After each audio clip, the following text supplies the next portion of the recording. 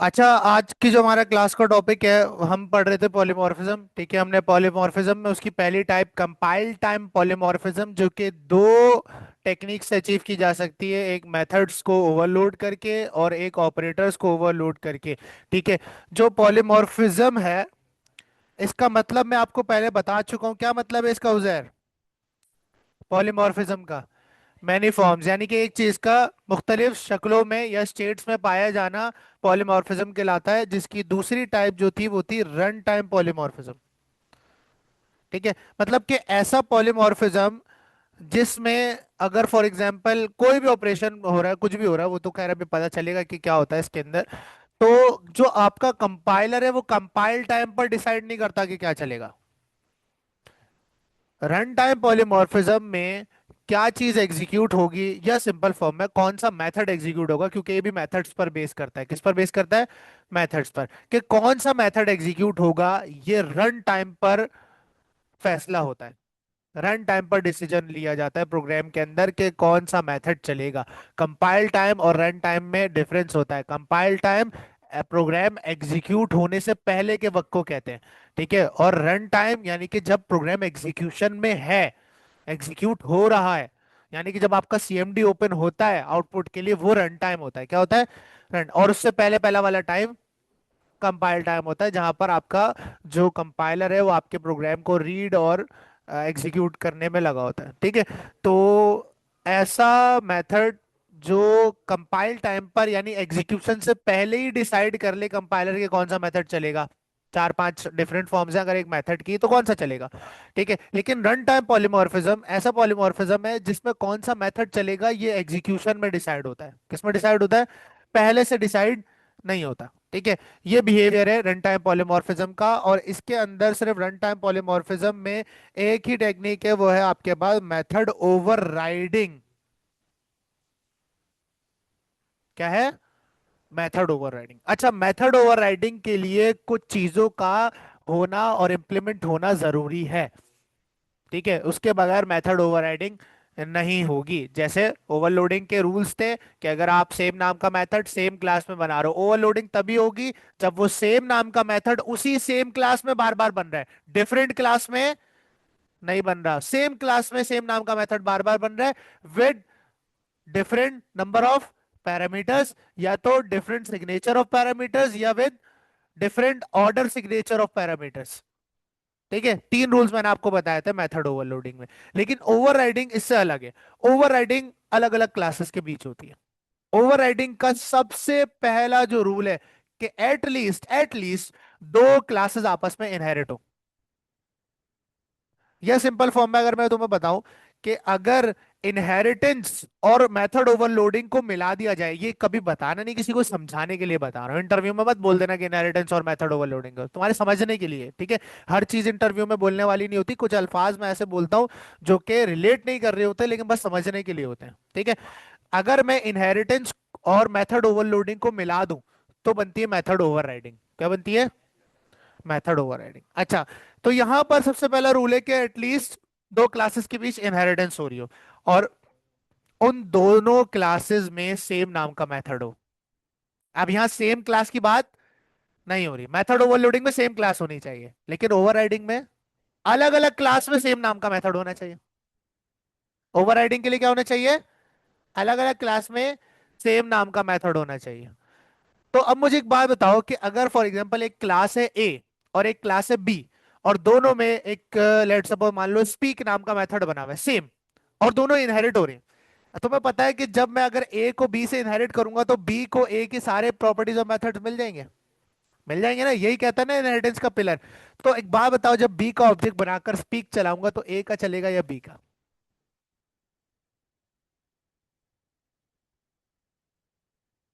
दोनों का तो नहीं चलेगा।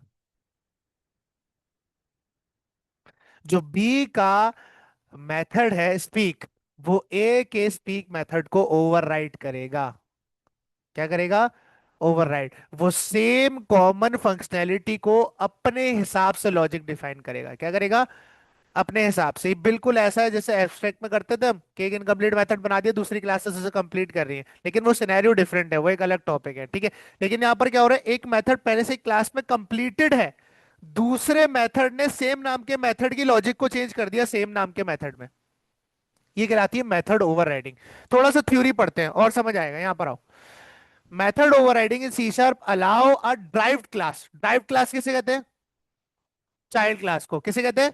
यानी कि सी शार्प में चाइल्ड क्लास को अलाउ करती है method overriding to provide a new implementation. New implementation का मतलब होता है new code of that method, new logic of that method, implementation of a method that is already defined in the base class. C sharp में method overriding एक child class को यह allow करती है कि वो अपने पेरेंट क्लास के सेम नाम के मेथड की लॉजिक को या उसकी इंप्लीमेंटेशन को ओवरराइड कर सके, दोबारा लिख सके, दोबारा लिख सके सेम नाम के मेथड को।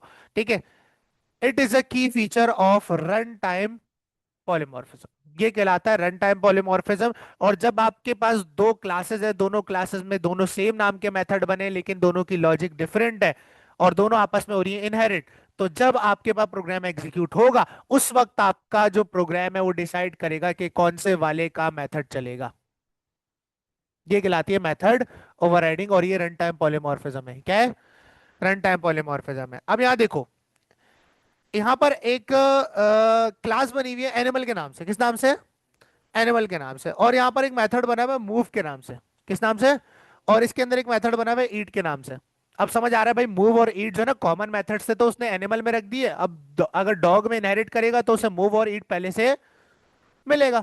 ठीक है, तो उसमें बनाने की जरूरत नहीं पड़ेगी। लेकिन अगर फॉर एग्जाम्पल मैं ईट की फंक्शनैलिटी को डॉग की क्लास में चेंज करना चाहता हूं, मैं वो वाली फंक्शनैलिटी नहीं रखना चाहता जो एनिमल मुझे दे रहा है, लेकिन नाम सेम होगा मेथड का, तो फिर मैं उस पर्टिकुलर मेथड को चाइल्ड क्लास में ओवरराइड करूंगा। क्या करूंगा?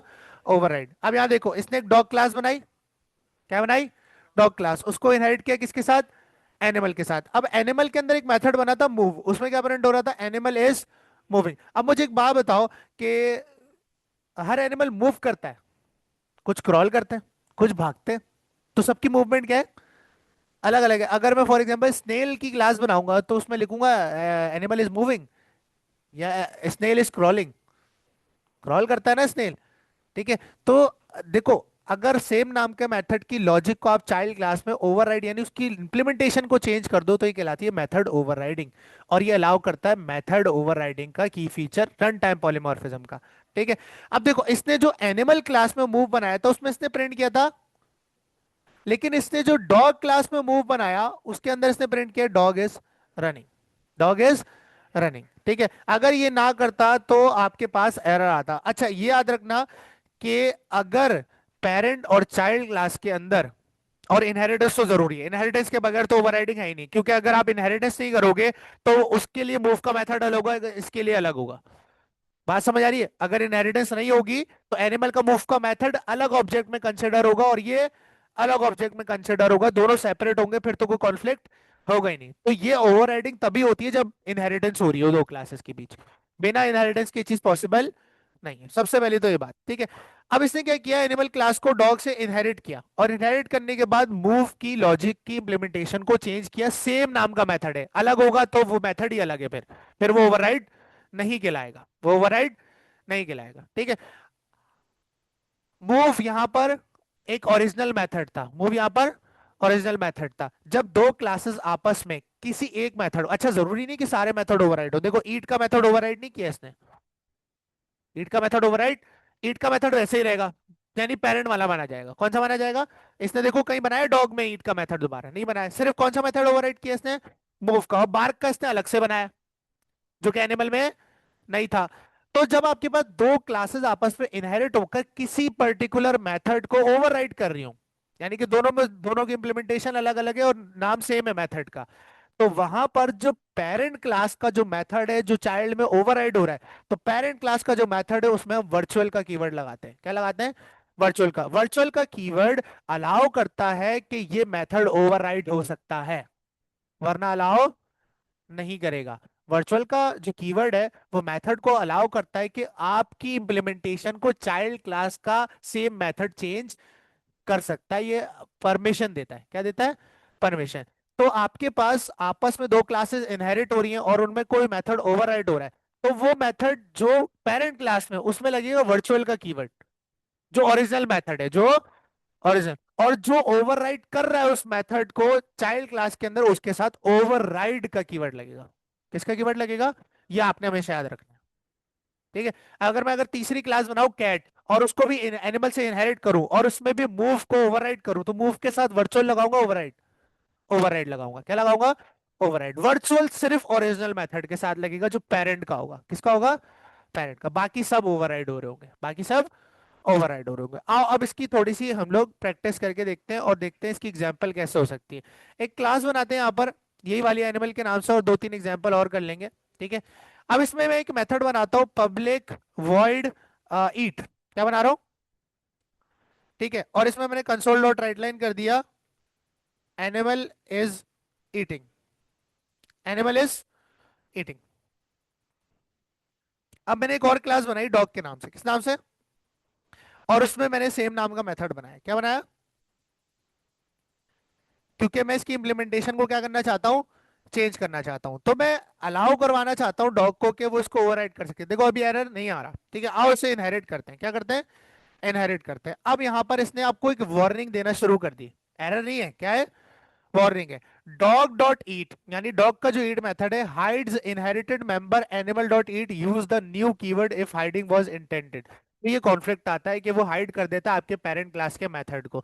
तो यहां पर हम क्या कर देंगे, अपने ओरिजिनल मेथड के साथ वर्चुअल का कीवर्ड लगाएंगे, और जो ओवरराइड हो रहा है उसके साथ ओवरराइड का कीवर्ड लगाएंगे, तो ये कॉन्फ्लिक्ट सॉल्व हो जाएगा। तो आपके डॉग मेथड ने एनिमल के ईट मेथड की इंप्लीमेंटेशन को बदल दिया, और यहां पर मैं इसकी लॉजिक को भी बदल सकता हूं। तो डॉग का ईट मेथड कहता है डॉग इज ईटिंग, और एनिमल का ईट मेथड कहता है एनिमल इज ईटिंग। और ये जब भी होगा जब इनहेरिटेंस हो रही होगी। कब होगा? इनहेरिटेंस हो रही होगी। ठीक है। तो अब यहां पर हम डॉग का ऑब्जेक्ट बनाते हैं। क्या बनाते हैं? डॉग का ऑब्जेक्ट। ठीक है। डॉग वन डॉट ईट। ठीक है। इसे एग्जीक्यूट करते हैं। क्या आएगा? Dog is eating. क्या आएगा? डॉग इज ईटिंग आएगा। क्या आएगा? क्योंकि डॉग ने उसे क्या कर दिया है? ओवर राइड कर दिया है। अगर ये अलग नाम से होता फिर तो कोई मसला, वो तो अलग ही मेथड होता। ठीक है। अच्छा, अगर लेट सपोज मैं चाह रहा हूं कि ये ईट का जो मेथड है, ये मेरे पेरेंट के ईट मेथड को चलाए।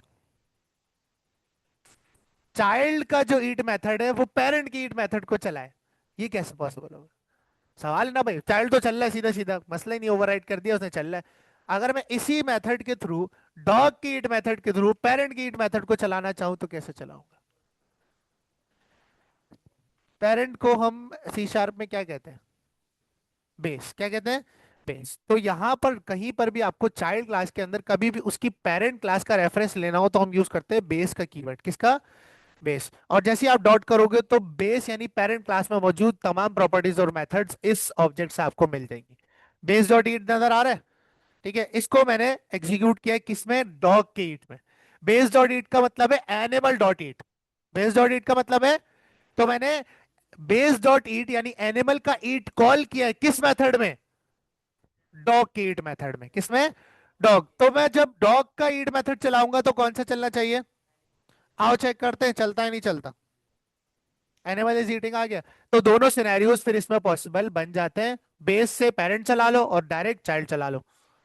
ये कहलाती है मेथड ओवरराइडिंग, जहां पर आप दो डिफरेंट क्लासेस जो एक दूसरे से इनहेरिट हो रही हैं, और सेम आपके पास मेथड है नाम के, देखो अलग अलग कर दोगे फिर वही बात आ जाती है कि अगर फॉर एग्जांपल मैं 10-12 ओवरराइडिंग मेथड्स बनाता हूं तो उनके नाम अलग अलग हो जाएंगे।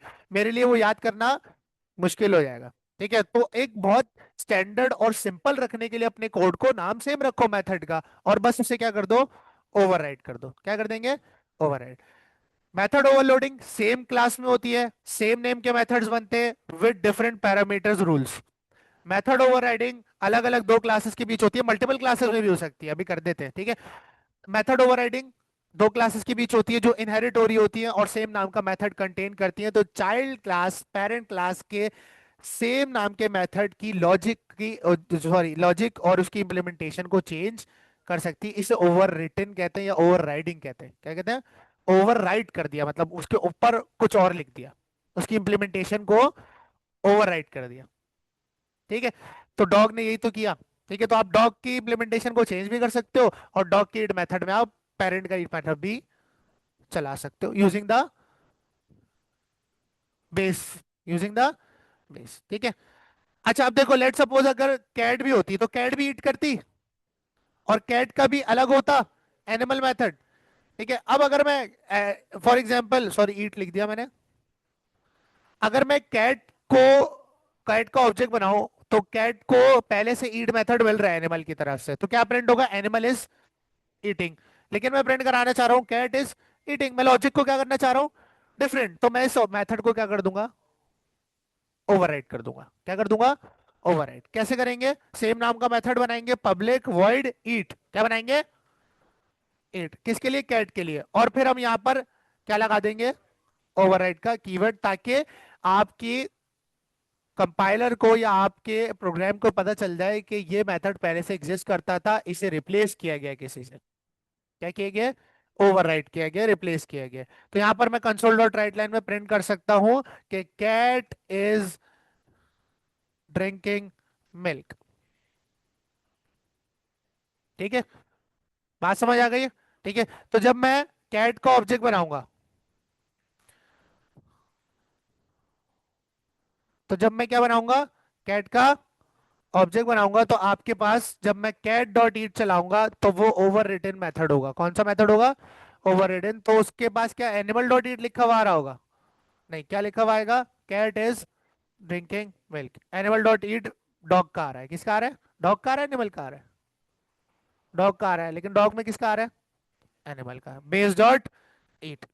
ठीक है, ये छोटे छोटे कॉन्सेप्ट हैं, अगर आपको बस इतना ही समझ आ गया ना कि भाई ओवरराइड कैसे करेंगे, तो ये भी बहुत इनफ है।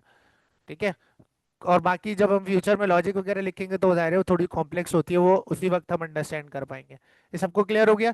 तो पॉलीमॉर्फिज्म आपके पास कंप्लीट हो चुका है। पॉलीमॉर्फिज्म मैनी फॉर्म्स को कहते हैं, एक चीज का डिफरेंट शक्लों में या कस्टम फॉर्म के अंदर मौजूद होना पॉलीमॉर्फिज्म कहलाता है। पॉलीमॉर्फिज्म दो टाइप्स के होते हैं, एक कंपाइल टाइम, यानी कि कंपाइलर कंपाइल करते हुए डिसाइड करता है कौन सा मेथड या कौन सा ऑपरेटर ओवरलोड चलेगा, और रन टाइम पॉलीमॉर्फिज्म यानी कि कौन सा मेथड चलेगा ओवर रिडन में, वो डिसाइड करता है रन टाइम पर।